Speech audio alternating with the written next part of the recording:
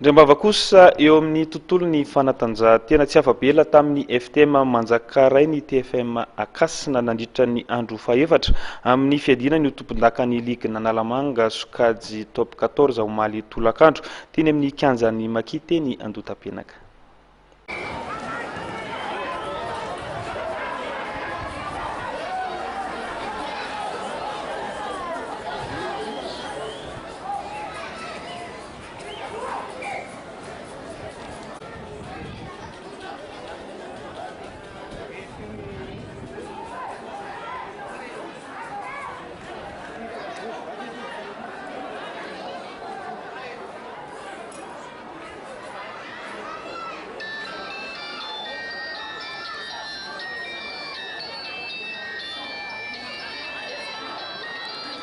Mbola tsy nahafahan'ny Dakar indray nivelan'ny boakely manotra nandritra ny andro faefatra amin'ny fiadinany tompon-dakan'ny ligue Nanalamanga ho an'ny taranja baolina lavalava Sokajy top 14.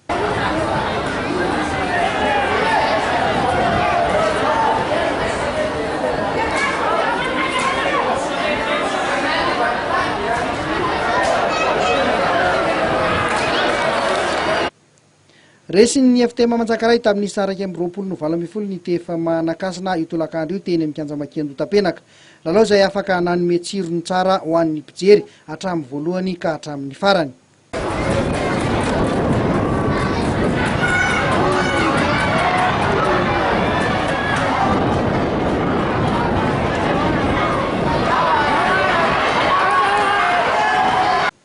Tamin'ny ankapobeny dia nifandanjany lalaon'ny rotota samy lalao tao anaty tanjaka sy azakazaka ny mpifanandrana tamin'ity androany ity nandritra ny 20 minitra ny lalaovana. Nitongilana tany amin'ny Manjakaray nefa ny vitana tamin'ity fiaonana ity ka dia izy ireo no nivoaka mpandresy tamin'ny isa 2-20.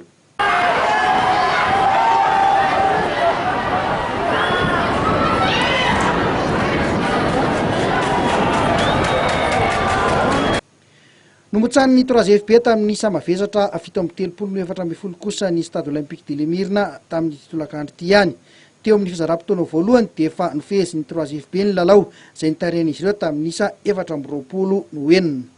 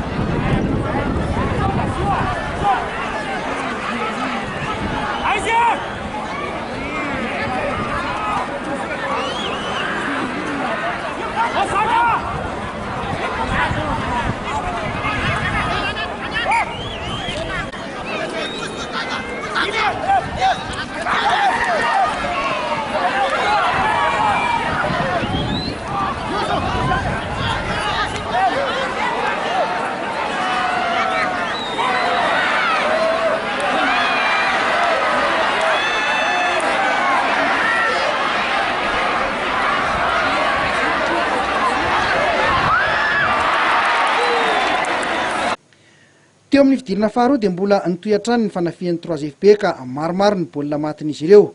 Ny Stade kosa tetsakilan'izay dia niary tena fotsiny sisa na dia mbola nahavitana nafika ihany azy nefa tsy nety nahatafiditra baolina mihitsy.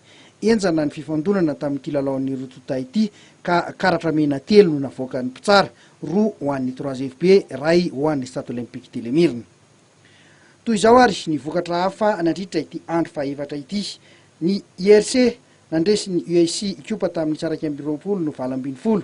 Ny Osanakady fotsy nandresy Mokafoy ny Kosfa 4-5.